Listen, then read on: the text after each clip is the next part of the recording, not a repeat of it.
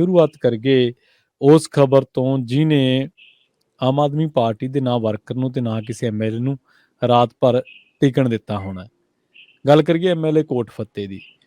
ਸਰਪੰਚ ਨੇ ਹੁਣ ਜਿਹੜੀ ਗੱਲ ਕਹੀ ਹੈ, ਉਹ ਗੱਲ ਬੜੀ ਹੈਰਾਨਗੀ ਦੀ ਹੈ। ਸਰਪੰਚ ਨੇ ਦਾਅਵਾ ਕੀਤਾ ਵੀ ਐਮਐਲਏ ਕੋਟ ਫੱਤਾ ਸਾਹਿਬ 20% ਕਮਿਸ਼ਨ ਮੰਗਦੇ ਸੀ।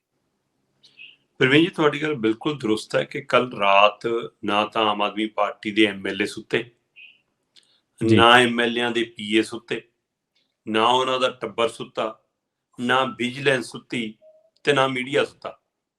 ਸੋ ਕੱਲ ਤੇ ਇੱਥੋਂ ਤੱਕ ਕਿ ਵਿਰੋਧੀ ਪਾਰਟੀਆਂ ਦੇ ਲੀਡਰ ਵੀ ਜਾਂ ਹੋਰ ਰਾਜਨੀਤਿਕ ਧਿਰਾਂ ਵੀ ਜਾਗਦੀਆਂ ਰਹੀਆਂ ਕਿ ਭਾਈ ਕੀ ਹੋ ਰਿਹਾ ਨਾ।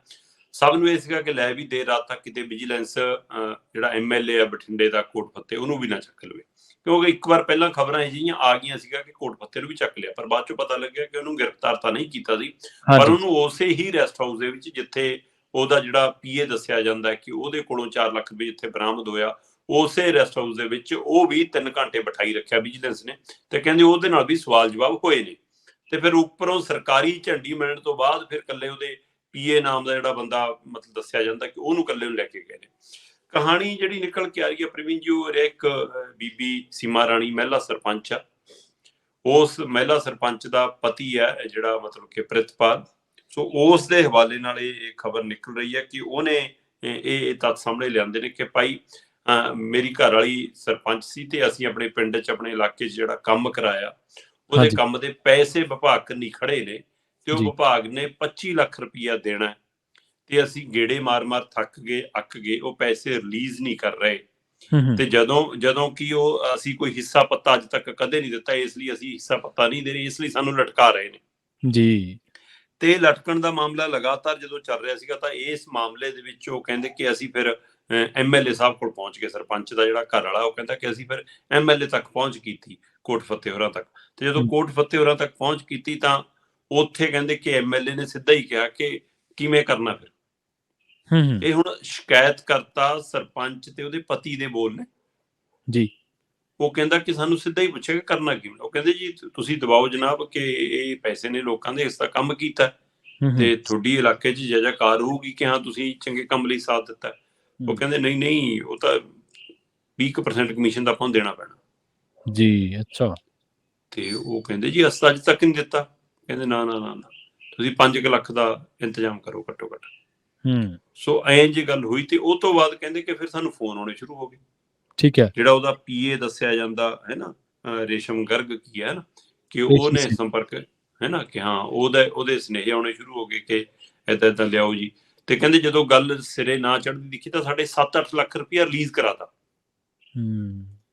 7-8 ਲੱਖ ਰੁਪਇਆ ਰਿਲੀਜ਼ ਕਰਾ ਕੇ ਫਿਰ ਸਾਤੋਂ 5 ਲੱਖ ਮੰਗੇ ਗਏ ਤੇ ਉਹ 4 ਲੱਖ ਦੀ ਫਿਰ ਮਤਲਬ ਕਿ ਸਮਝ ਲਓ ਕਹਿੰਦੇ ਅਸੀਂ ਪੇਮੈਂਟ ਦੇਣ ਲਈ ਜਦੋਂ ਜਾਣਾ ਸੀ ਤਾਂ ਅਸੀਂ ਵਿਜੀਲੈਂਸ ਦੇ ਧਿਆਨ 'ਚ ਲਿਆ ਤਾਂ ਮਾਮਲਾ।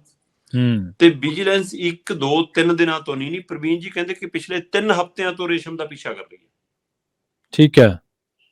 ਤੇ ਹੁਣ ਜਿਹੜੀ ਕਹਾਣੀ ਉੱਭਰ ਕੇ ਸਾਹਮਣੇ ਹੈ ਕਿ ਕੱਲ ਇੱਕ ਜਨਤਾ ਦਰਬਾਰ ਲਾਇਆ ਸੀ ਐਮਐਲਏ ਨੇ। ਉਸ ਜਨਤਾ ਦਰਬਾਰ ਚੋਂ ਨਿਕਲ ਕੇ ਉਸੇ ਰੈਸਟ ਹਾਊਸ ਦੇ ਵਿੱਚ ਐਮਐਲਏ ਪਹੁੰਚਦਾ, ਉਸੇ ਰੈਸਟ ਹਾਊਸ ਦੇ ਵਿੱਚ ਰੇਸ਼ਮ ਹੈ, ਉਸੇ ਰੈਸਟ ਹਾਊਸ ਦੇ ਵਿੱਚ ਉਹ ਸਰਪੰਚ ਦਾ ਘਰ ਵਾਲਾ ਆਉਂਦਾ ਹੈ, ਉਸੇ ਰੈਸਟ ਹਾਊਸ ਦੇ ਵਿੱਚ ਵਿਜੀਲੈਂਸ ਦੀ ਟੀਮ ਪਹੁੰਚਦੀ ਹੈ। ਉੱਥੇ ਹੀ ਪੈਸਿਆਂ ਦਾ ਦੇਣ ਲੈਣ ਹੁੰਦਾ ਹੈ, ਉੱਥੇ ਹੀ ਐਮਐਲਏ ਦੇ ਸਾਹਮਣੇ ਹੱਥ ਧਵਾਏ ਜਾਂਦੇ ਨੇ, ਉੱਥੇ ਹੀ ਰੰਗੇ ਹੱਥੀ ਰੇਸ਼ਮ ਨੂੰ ਫੜ ਲਿਆ ਜਾਂਦਾ ਹੈ ਤੇ ਪੈਸੇ ਬਰਾਮਦ ਕਰ ਲਏ ਜਾਂਦੇ ਨੇ। ਹੁਣ ਗੱਡੀ ਨੂੰ ਲੈ ਕੇ ਵੀ ਰੌਲਾ ਪਿਆ ਹੋਇਆ ਕੱਲ ਰਾਤ ਦਾ। ਕੁਝ ਕਹਿੰਦੇ ਕਿ ਪੈਸੇ ਜਿਹੜੇ ਨੇ ਉਹ ਐਮਐਲਏ ਦੀ ਗੱਡੀ 'ਚ ਰੱਖ ਦਿੱਤੇ ਗਏ ਸੀ, ਉਹ 'ਚੋਂ ਬਰਾਮਦ ਕੀਤੇ ਨੇ। ਕੁਝ ਕਹਿੰਦੇ ਨਹੀਂ, ਪੀਏ ਨੇ ਆਪਣੀ ਗੱਡੀ 'ਚ ਜਾਂ ਆਪਣੇ ਕਿਸੇ ਦੀ ਚਾਹਤੀ ਦੀ ਗੱਡੀ 'ਚ ਰੱਖੀ ਸੀ, ਉੱਥੋਂ ਬਰਾਮਦ ਕੀਤੇ ਨੇ। ਤੇ ਹੁਣ ਐਮਐਲਏ ਸਾਹਿਬ ਕਹਿੰਦੇ ਕਿ ਬਕਾਇਦਾ 3 ਘੰਟੇ ਐਮਐਲਏ ਤੋਂ ਪੁੱਛਗਿੱਛ ਹੋਈ ਆ ਕੱਲ, ਉਸੇ ਰੈਸਟ ਹਾਊਸ 'ਚ ਉਹਨੂੰ ਵੀ ਬਿਠਾਈ ਰੱਖਿਆ। ਤੇ ਸਰਕਾਰੀ ਤੌਰ ਤੇ ਕੀ ਚੀਫ ਸੈਕਟਰੀ ਨੇ, ਕੀ ਪ੍ਰਿੰਸੀਪਲ ਸੈਕਟਰੀ ਨੇ, ਕੀ ਮੁੱਖ ਮੰਤਰੀ ਨੇ, ਜਾਂ ਦਿੱਲੀ ਵਾਲੇ ਜਿਹੜੇ ਆਪਣੇ ਆਪ ਨੂੰ ਸੁਪਰ ਸੀਐਮ ਕਹਾਉਂਦੇ ਨੇ, ਉਹਨਾਂ ਨੇ ਕਿਹਨੇ ਵਿਜੀਲੈਂਸ ਨੂੰ ਸੁਨੇਹਾ ਲਾਇਆ ਕਿ ਐਮਐਲਏ ਨੂੰ ਛੱਡ ਦੋ, ਜਾਂ ਕਿਹਨੇ ਕਿਹਾ ਕਿ ਐਮਐਲਏ ਨਹੀਂ ਫੜਨਾ, ਜਾਂ ਕਿਹਨੇ ਪਹਿਲਾਂ ਕਿਹਾ ਸੀ ਕਿ ਫੜ ਲਓ। ਸੋ ਕੀ ਇਹ ਕਹਾਣੀ ਦੇ ਪਿੱਛੇ ਕੋਈ ਹੋਰ ਕਹਾਣੀ ਵੀ ਹੈ? ਅਜੇ ਉਹਦੇ ਤੱਥ ਆਉਣੇ ਬਾਕੀ ਨੇ, ਪਰ ਜੋ ਕਹਾਣੀ ਸਾਹਮਣੇ ਦਿਖੀ ਉਹੀ ਦਿਖੀ ਕਿ ਐਮਐਲਏ ਉੱਥੇ ਮੌਜੂਦ ਸੀ। ਉਹਦੀ ਮੌਜੂਦਗੀ ਦੇ ਵਿੱਚ ਉਹਦੇ ਜਿਹੜਾ ਆਪਣੇ ਆਪ ਨੂੰ ਪੀਏ ਦੱਸਦਾ ਸੀ, ਉਹਦੇ ਹੱਥ ਧਵਾਏ, ਰੰਗੇ ਹੱਥੀ ਫੜਿਆ, ਪੈਸਾ ਬਰਾਮਦ ਹੋਇਆ, ਉਹ ਤੋਂ ਬਾਅਦ ਉਹਦੀ ਗ੍ਰਿਫਤਾਰੀ ਹੋਈ। ਤੇ ਐਮਐਲਏ ਨੇ ਘੰਟੇ ਬਾਅਦ ਲਾਈਵ ਹੋ ਕੇ ਕਿਹਾ ਕਿ ਜੀ ਇਹ ਰੇਸ਼ਮ ਮੇਰਾ ਪੀਏ ਨਹੀਂ, ਮੇਰਾ ਤਾਂ ਰਣਵੀਰ ਸਿੰਘ ਪੀਏ ਹੈ। ਇਹ ਕਹਿ ਕੇ ਆਪਣਾ ਬਚਾਅ ਕਰਨ ਦੀ ਕੋਸ਼ਿਸ਼ ਕੀਤੀ, ਪਰ ਵਿਜੀਲੈਂਸ ਕਹਿੰਦੀ ਅਸੀਂ ਪਿਛਲੇ 3 ਹਫ਼ਤਿਆਂ ਤੋਂ ਇਸ ਰੇਸ਼ਮ ਦਾ ਪਿੱਛਾ ਕਰ ਰਹੇ ਸੀ, ਇਹਦੀਆਂ ਗਤੀਵਿਧੀਆਂ ਨੋਟ ਕਰ ਰਹੇ ਸੀ। ਤੇ ਉਧਰ ਉਹਦਾ ਘਰ ਵਾਲਾ ਕਹਿੰਦਾ, ਪ੍ਰਿਤਪਾਲ ਕਹਿੰਦਾ ਕਿ ਨਹੀਂ ਜੀ 7 ਤੋਂ 4 ਲੱਖ ਮੰਗਿਆ ਗਿਆ ਸੀਗਾ।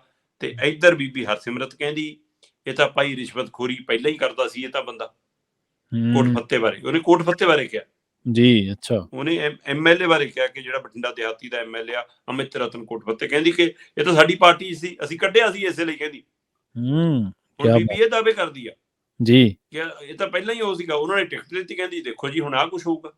ਸੋ ਹੁਣ ਇਸ ਹਵਾਲੇ ਤੇ ਉਹ ਵੀ ਬੋਲਣ ਲੱਗ ਗਏ ਸੀ, ਦੇਖੋ ਅਕਾਲੀ ਦਲ ਵਾਲੇ ਵੀ ਬੋਲ ਰਹੇ ਨੇ ਕਿ ਹੁਣ ਕਿਹਾ ਇਹ ਸਾਡੇ 'ਚ ਭ੍ਰਸ਼ਟਾਚਾਰੀ ਸੀ, ਇਸ ਲਈ ਅਸੀਂ ਕੱਢਤਾ।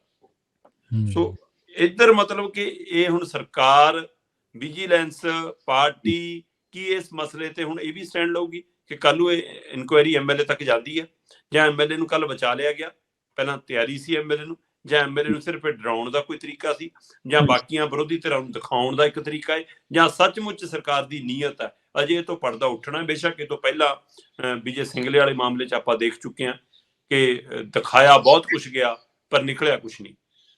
ਦਿਖਾਇਆ ਗਿਆ ਕਿ ਲਓ ਜੀ ਮੁੱਖ ਮੰਤਰੀ ਕੋਲ ਮੰਨ ਗਿਆ, ਆਹ ਲਓ ਜੀ ਅਸੀਂ ਮੰਤਰੀ ਤੋਂ ਹਟਾਤਾ, ਤੇ ਉਹ ਬੈਠਕਾਂ 'ਚ ਵੀ ਵਿਚਰਦਾ, ਉਹ ਪਾਰਟੀ ਦਾ ਨੁਮਾਇੰਦਾ ਬਣ ਕੇ ਵੀ ਵਿਚਰਦਾ, ਤੇ ਜਿਹੜਾ ਚਲਾਨ ਪੇਸ਼ ਕੀਤਾ ਉਹਦੇ ਵਿੱਚ ਕੋਈ ਤੱਥ ਨਹੀਂ ਦਿੱਤਾ ਸਰਕਾਰ ਨੇ, ਸਰਕਾਰ ਉਹਨੂੰ ਬਚਾਉਂਦੀ ਵੀ ਨਜ਼ਰ ਆਉਂਦੀ ਹੈ। ਸੋ ਇਸ ਲਈ ਆਹ ਪਹਿਲੂ ਇੱਕ ਵੱਡਾ ਸਾਹਮਣੇ ਖੜਾ ਹੈ। ਇੱਕ ਹਟਾਉਣਾ ਪਿਆ ਸੀਗਾ ਸਰਾਰੀ ਨੂੰ, ਉਹ ਵੀ ਤੁਰੰਤ ਕਾਰਵਾਈ ਨਹੀਂ ਕੀਤੀ। ਜਦੋਂ ਦਬਾਅ ਬਣ ਗਿਆ, ਸਾਰੇ ਪਾਸਿਓਂ ਚੌ ਪਾਸਿਓਂ ਘਿਰ ਗਈ ਸਰਕਾਰ, ਫਿਰ ਮਜਬੂਰੀ 'ਚ ਹਟਾਇਆ।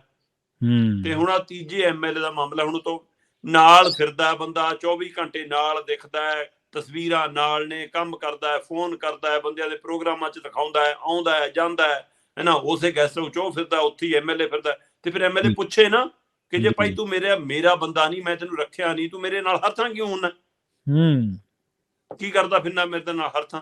ਫਿਰ ਇਹ ਸਵਾਲ ਪੁੱਛਿਆ ਜਾਵੇ। ਤੇ ਜੇ ਨਹੀਂ ਪੁੱਛਦੇ ਤਾਂ ਫਿਰ ਤੁਹਾਡੇ ਤੇ ਕੋਈ ਨਾ ਕੋਈ ਹੈ ਕਿ ਤੁਸੀਂ ਪ੍ਰਾਈਵੇਟ ਬੰਦਾ ਰੱਖਿਆ, ਉਹ ਤੋਂ 2 ਨੰਬਰ ਦੇ ਕੰਮ ਕਰਾਉਣ ਲਈ ਰੱਖਿਆ, 1 ਨੰਬਰ ਦਾ ਪੀਏ, 2 ਨੰਬਰ ਦਾ ਪੀਏ ਤਾਂ ਨਹੀਂ ਕੋਈ, ਇਹਦੀ ਵੀ ਜਾਂਚ ਹੋਣੀ ਚਾਹੀਦੀ ਹੈ। ਪਰ ਦੂਜਾ ਸਵਾਲ ਇਹਦੇ ਨਾਲ ਇਹ ਵੀ ਖੜਾ ਪ੍ਰਵੀਨ ਜੀ, ਕਿ ਜਦੋਂ ਬੰਦਾ ਐਮਐਲਏ ਬਣਦਾ ਤਾਂ ਉਹਦੇ ਨੂੰ ਇੱਕ ਸਰਕਾਰੀ ਪੀਏ ਮਿਲਦਾ, ਇੱਕ ਉਹਨੇ ਆਪਣਾ ਨਿੱਜੀ ਪੀਏ ਰੱਖ ਲੈਣਾ ਹੁੰਦਾ, 1 ਰੱਖਣਾ, 2 ਰੱਖਣਾ, ਚਲੋ ਉਹਦਾ ਅਧਿਕਾਰ ਖੇਤਰ ਹੈ, ਉਹਦੇ ਲਈ ਉਹਨੂੰ ਫੰਡ ਵੀ ਮਿਲਦੇ ਨੇ, ਅਦਾਇਗੀਆਂ ਪੈਸਿਆਂ ਦਾ ਸਾਰਾ ਖਰਚਾ ਪਾਣੀ ਵੀ ਮਿਲ ਜਾਂਦੇ ਨੇ। ਸੋ ਉਸੇ ਤਰ੍ਹਾਂ ਇਹ ਗੱਲ ਜਨਤਕ ਕਿਉਂ ਨਹੀਂ ਹੁੰਦੀ? ਇੱਕ ਸੂਚੀ ਪਾਰਟੀ ਜਾਰੀ ਕਰੇ, ਜਿਹੜੀ ਪਾਰਟੀ ਦਾ ਐਮਐਲਏ ਆ, ਕਿ ਸਾਡੀ ਪਾਰਟੀ ਦਾ ਭਾਈ ਸਰਕਾਰੀ ਪੀਏ ਆਏ, ਉਹਦਾ ਨਿੱਜੀ ਪੀਏ ਪ੍ਰਾਈਵੇਟ ਜਿਹੜਾ ਉਹਨੇ ਰੱਖਿਆ ਉਹ ਆਏ, ਇਸ ਲਈ ਇਹ ਤੋਂ ਬਿਨਾਂ ਜੇਕਰ ਕੋਈ ਵੀ ਉਹਦੇ ਨੇੜੇ ਤੇੜੇ ਫਿਰਦਾ ਜਾਂ ਕੋਈ ਤੁਹਾਡੇ ਨਾਲ ਕੋਈ ਗੱਲਬਾਤ ਕਰਦਾ ਤਾਂ ਸਾਡਾ ਕੋਈ ਸੰਬੰਧ ਨਹੀਂ ਹੋਊਗਾ। ਕਰੋ ਜਨਤਕ। ਉਹ ਸੂਚੀ ਜਾਰੀ ਕਿਉਂ ਨਹੀਂ ਕਰਦੀਆਂ ਪਾਰਟੀਆਂ? ਸਰਕਾਰ, ਜੇ ਸਰਕਾਰ ਦਾ ਐਮਐਲਏ ਹੈ ਤਾਂ ਉਹ ਕਿਸੇ ਪਾਰਟੀ ਤੋਂ ਵੱਲੋਂ ਵੀ ਤਾਂ ਚੋਣ ਲੜਿਆ ਨਾ ਜੀ। ਸੋ ਘੱਟੋ ਘੱਟ ਪ੍ਰਾਈਵੇਟ ਜਿਹੜੇ ਪੀਏ ਰੱਖਦੇ ਨੇ ਉਹਦੀ ਲਿਸਟ ਤਾਂ ਪਾਰਟੀ ਜਾਰੀ ਕਰੇ ਕਿ ਸਾਡੇ ਆ ਐਮਐਲਏ ਦਾ ਭਾਈ ਪ੍ਰਾਈਵੇਟ ਪੀਏ ਸਿਰਫ ਆਏ, ਇਹ ਤੋਂ ਬਿਨਾਂ ਸਾਡਾ ਕੋਈ ਕਿਸੇ ਨਾਲ ਕੋਈ ਸੰਬੰਧ ਨਹੀਂ ਜੀ। ਸੋ ਇਸ ਹਵਾਲੇ ਨਾਲ ਮਤਲਬ ਕਿ ਪਹਿਲਾਂ ਵੀ ਹੁੰਦਾ ਰਿਹਾ ਕਿ ਕੋਈ ਭਤੀਜਾ ਰੱਖ ਲੈਂਦਾ, ਕੋਈ ਆਪਣਾ ਭਰਾ ਰੱਖ ਲੈਂਦਾ, ਕੋਈ ਆਪਣਾ ਕਿਸੇ ਰਿਸ਼ਤੇਦਾਰ ਨੂੰ ਰੱਖ ਲੈਂਦਾ, ਕੋਈ ਆਪਣੇ ਕਿਸੇ ਮਿੱਤਰ ਸੱਜਣ ਨੂੰ ਰੱਖ ਲੈਂਦਾ, ਸੋ ਤਾਂ ਕਿ ਇਹ ਨਿੱਜੀ ਬੰਦਾ ਰਹੇ, ਗੱਲ ਬਾਹਰ ਨਾ ਲੀਕ ਹੋਵੇ। ਇਸ ਲਈ ਅਜਿਹੇ ਬੰਦੇ ਲੱਭੇ ਜਾਂਦੇ ਨੇ, ਨਾ ਕਿ ਉਹਨਾਂ ਦੀ ਕਾਬਲੀਅਤ ਦੇ ਹਿਸਾਬ ਨਾਲ ਬੰਦੇ ਲੱਭੇ ਜਾਂਦੇ ਨੇ। ਇਹ ਪੀਏ ਦਾ ਮਤਲਬ ਤਾਂ ਕਾਬਲੀਅਤ ਵਾਲੇ ਨੌਜਵਾਨ ਕਿੰਨੇ ਵਿਹਲੇ ਨੇ ਸਾਡੇ ਬੱਚੇ ਜੀ ਜੀ, ਤੋਂ ਉਹਨਾਂ ਦੀ ਸਿੱਖਿਆ ਦੇ ਹਿਸਾਬ ਨਾਲ, ਉਹਨਾਂ ਦੀ ਸਮਝ ਦੇ ਹਿਸਾਬ ਨਾਲ, ਉਹਨਾਂ ਦੀ ਮਤਲਬ ਕਿ ਜ਼ਿੰਦਗੀ ਦੇ ਜਿਹੜੇ ਉਹ ਨਿਕਲੇ ਨੇ, ਚਾਹੇ ਉਹ ਕਾਲਜਾਂ ਯੂਨੀਵਰਸਿਟੀਆਂ ਚੋਂ ਨਿਕਲ ਕੇ ਜਿਹੜੇ ਵੀ ਤਜਰਬਿਆਂ ਚੋਂ ਆਏ ਨੇ, ਉਹ ਜਿਹੇ ਨਵੀਂ ਪੀੜ੍ਹੀ ਦੇ ਬੱਚਿਆਂ ਨੂੰ ਕਿਉਂ ਨਹੀਂ ਰੱਖਦੇ ਐਮਐਲਏ ਜਾਂ ਮੰਤਰੀ ਆਪਣੇ ਪੀਏ? ਆਪਣੀ ਭੂਆ ਦਾ ਮੁੰਡਾ, ਚਾਚੇ ਦਾ ਮੁੰਡਾ, ਤਾਏ ਦਾ ਮੁੰਡਾ, ਆਪਣਾ ਰਿਸ਼ਤੇਦਾਰ, ਉਹੀ ਕਿਉਂ ਦਿਖਦਾ ਜੀ? ਬਿਲਕੁਲ। ਉਹਦਾ ਫਿਰ ਮਤਲਬ ਹੈ ਕਿ ਤੁਸੀਂ ਇਹ ਚਾਹੁੰਦੇ ਹੋ ਕਿ ਗੱਲ ਗੁਪਤ ਰਹੇ, ਜਿਹੜੀ ਵੀ ਗੱਲ ਅਸੀਂ ਕਰਨੀ ਹੈ। ਸੋ ਇੱਥੋਂ ਇਹ ਵੀ ਸ਼ੰਕੇ ਖੜੇ ਨੇ। ਸੋ ਇਹ ਮਾਮਲਾ ਕੀ ਇਹ ਸਿਰਫ ਵਿਰੋਧੀ ਧਿਰਾਂ ਨੂੰ ਦਿਖਾਉਣ ਲਈ ਸੀ? ਕੀ ਇਹ ਮਾਮਲਾ ਰਿਸ਼ਵਤਖੋਰੀ ਨੂੰ ਨੱਥ ਪਾਉਣ ਲਈ ਸੀ? ਕੀ ਵਿਜੀਲੈਂਸ ਨੇ ਟਰੈਪ ਜਿਹੜਾ ਲਾਇਆ ਸਰਪੰਚ ਦੇ ਕਹਿਣ ਤੇ, ਉਹ ਐਮਐਲਏ ਤੱਕ ਜਾਂਦਾ ਸੀ ਪਰ ਉਹਨਾਂ ਹੀ ਕਿਉਂ ਦਮ ਤੋੜ ਗਿਆ? ਕਿੰਨੇ ਹੀ ਸਵਾਲ ਅਜੇ ਖੜੇ ਨੇ। ਪਰ ਇਸ ਦੇ ਨਾਲ ਆਮ ਆਦਮੀ ਪਾਰਟੀ ਦੇ ਵਰਕਰਾਂ 'ਚ ਇੱਕ ਵਾਰ ਫਿਰ ਜਾਣ ਪਈ ਕਿ ਦੇਖੋ ਜੀ ਆਪਣਿਆਂ ਨੂੰ ਟੰਗਤਾ। ਪਹਿਲੇ ਦੇ ਟਾਈਮ 'ਚ ਬਿਲਕੁਲ, ਪਹਿਲੇ ਤਾਂ ਕਲੀਨ ਚਿੱਟਾਂ ਹੀ ਦਿੰਦੇ ਰਹੇ ਨੇ, ਇੱਥੇ ਖੱਡਾਂ ਵਾਲਿਆਂ ਨੂੰ ਕਲੀਨ ਚਿੱਟਾਂ ਮਿਲਦੀਆਂ ਰਹੀਆਂ, ਇਹ 'ਚ ਕੋਈ ਦੋ ਰਾਏ ਨਹੀਂ ਕਿ ਪਹਿਲਿਆਂ ਨੇ ਆਪਣਿਆਂ ਦੇ ਬਚਾਅ ਕੀਤੇ ਨੇ। ਸਾਧੂ ਸਿੰਘ ਧਰਮਸੋਤ ਵਾਲਾ ਮਾਮਲਾ ਪਹਿਲਾਂ ਵੀ ਉੱਠਦਾ ਰਿਹਾ, ਸਰਕਾਰ ਦੇ ਹੁੰਦੇ ਉੱਠਦਾ ਰਿਹਾ, ਵਜੀਫੇ ਵਾਲਾ ਮਾਮਲਾ ਪਹਿਲਾਂ ਵੀ ਉੱਠਦਾ ਰਿਹਾ। ਸੋ ਉਸ ਸਮੇਂ ਬਚਾਅ ਹੁੰਦੇ ਰਹੇ ਨੇ। ਬਾਦਲਾਂ ਦੇ ਟਾਈਮ ਦੇ ਵਿੱਚ ਵੀ ਕਿੰਨਾ ਕੁਝ ਸਾਹਮਣੇ ਆਉਂਦਾ ਰਿਹਾ, ਉਹ ਬਚਾਅ ਹੁੰਦੇ ਵੀ ਰਹੇ ਨੇ ਜੀ। ਸੋ ਪਰ ਇਹਦਾ ਮਤਲਬ ਇਹ ਨਹੀਂ ਹੈਗਾ ਕਿ ਤੁਸੀਂ ਇਹ ਕਹੋ ਕਿ ਹਾਂ ਸਾਰਾ ਕੁਝ ਅਜੇ ਪਾਕ ਸਾਫ ਹੈ। ਇੱਥੇ ਵੀ ਕੋਈ ਨਾ ਕੋਈ ਸਿਆਸੀ ਖੇਡ ਜਾਰੀ ਹੈ। ਜੇਕਰ ਅਜਿਹੀ ਸਥਿਤੀ ਹੁੰਦੀ ਤਾਂ ਸਰਕਾਰ ਨੂੰ ਇਹ ਵੀ ਪਤਾ ਹੁੰਦਾ ਪਹਿਲੇ ਦਿਨ ਤੋਂ ਹੀ ਕਿ ਉਹਦਾ ਪੀਏ ਸੀ ਜਾਂ ਨਹੀਂ, ਤੇ ਫਿਰ ਕਾਰਵਾਈ ਉਸੇ ਨਜ਼ਰੀ ਨਾਲ ਹੁੰਦੀ। ਸੋ ਇਹਦੇ ਵਿੱਚ ਕੁਝ ਐਕਸ਼ਨ ਵੀ ਦਿਖਦਾ ਤੇ ਕੁਝ ਅਜੇ ਓਲਾ ਵੀ ਦਿਖਦਾ। ਜੀ ਸ਼ਰਮਾ ਜੀ, ਪੈਸੇ ਕਿਹਦੀ ਗੱਡੀ ਚੋਂ ਮਿਲੇ ਆ ਇਹ ਤਾਂ ਵਿਜੀਲੈਂਸ ਜਾਣਦੀ ਹੈ ਜਾਂ ਰੱਬ ਜਾਣਦਾ ਹੈ, ਆਪਾਂ ਤਾਂ ਦੇਖਿਆ ਨਹੀਂ। ਪਰ ਆਪਾਂ ਅਕਸਰ ਜਿਹੜੀ ਚੀਜ਼ ਦੇਖੀ ਹੈ ਉਹ ਤੁਹਾਨੂੰ ਮੈਂ ਦੱਸ ਦੇਣਾ, ਤੁਹਾਡੇ ਨਾਲ ਸ਼ੇਅਰ ਕਰ ਲੈਂਦਾ। ਜੇ ਕਿਤੇ ਕੋਈ ਮਾਤੜ ਸਬਜ਼ੀ ਦਾ ਥੈਲਾ ਵੀ ਦੇ ਜੇ ਨਾ ਕੋਈ, ਜਿਹਦੇ ਪਿੰਡ 'ਚ ਕਿਸਾਨ ਦੇ ਲੱਗੀ ਹੋਵੇ ਤੇ ਐਮਐਲਏ ਨੂੰ ਵਿਧਾਇਕ ਨੂੰ ਮਿਲਣਾ ਆਵੇ, ਕਹੇ ਵੀ ਆਹ ਲਓ ਜੀ ਐਮਐਲਏ ਸਾਹਿਬ 10 ਕਿਲੋ ਕੱਦੂ ਰੱਖ ਲਓ, ਤੇ ਭਾਵੇਂ ਐਮਐਲਏ ਨੇ ਖਾਦੇ ਕਿਲੋ ਨਾ ਜਾਂਦੇ ਹੋਣ, ਤੇ ਪਰ ਉਹ ਲਿਫਾਫਾ ਦੂਜੇ ਦੀ ਗੱਡੀ 'ਚ ਟਿਕ ਨਹੀਂ ਸਕਦਾ। ਉਹ ਲਿਫਾਫੇ ਦੀ ਆਪਣੀ ਗੱਡੀ ਡਿੱਗੀ 'ਚ ਰੱਖਣਾ ਉਹਦਾ, ਕਈ ਵਾਰ ਸੀਟ ਤੇ ਹੀ ਰੱਖ ਲੈਂਦੇ ਨੇ ਪਿਛਲੀ ਸੀਟ ਦੇ ਨਾਲ। ਹਾਂਜੀ ਬਿਲਕੁਲ, ਨਾਲੇ ਪਤਾ 10 ਕਿਲੋ ਕੱਦੂ ਸਾਡੇ ਤੋਂ ਖਾਦੇ ਨਹੀਂ ਜਾਣੇ, ਪਰ ਲਿਫਾਫਾ ਉਹ ਨਹੀਂ ਟਿਕਣ ਦਿੰਦੇ। ਤੇ ਮਾਇਆ ਕਿਹਨੇ ਤਿਆਗੀ ਹੈ? ਮਾਇਆ ਤਾਂ ਉਹਨਾਂ ਨੇ ਨਹੀਂ ਤਿਆਗੀ ਜਿਹੜੇ ਮਾਇਆ ਦਾ 24 ਘੰਟੇ ਮਾਇਆ ਦੇ ਵਿਰੋਧੀ ਪ੍ਰਚਾਰ ਕਰਦੇ, ਉਹਨਾਂ ਤੋਂ ਨਹੀਂ ਤਿਆਗੀ ਗਈ। ਖੈਰ ਦੇਖਦੇ ਹਾਂ ਕਿਹਦੀ ਗੱਡੀ ਚੋਂ ਨਿਕਲਦੇ ਆ। ਪਰ ਜੋ ਤੁਸੀਂ ਗੱਲਾਂ ਸਵਾਲ ਚੁੱਕੇ ਨੇ, ਸਵਾਲ ਬਿਲਕੁਲ ਜਾਇਜ਼ ਨੇ। ਇਹਨਾਂ ਸਵਾਲਾਂ ਨੂੰ ਜਿੱਥੇ ਵਿਰੋਧੀ ਵੀ ਚੁੱਕ ਰਹੇ ਨੇ, ਉੱਥੇ ਜਿਹੜੇ ਆਮ ਆਦਮੀ ਪਾਰਟੀ ਦੇ ਵਰਕਰ ਨੇ ਅੰਦਰੋਂ ਦੀ ਮਨਾ ਚਿਤਾਉਣਾ ਦੇ ਵੀ ਉੱਠ ਰਹੇ ਨੇ ਕਿ ਗੱਲ ਬਣੀ ਕਿੱਧਰ ਨੂੰ, ਗੱਲ ਗਈ ਕਿੱਧਰ ਨੂੰ। ਅਗਲੀ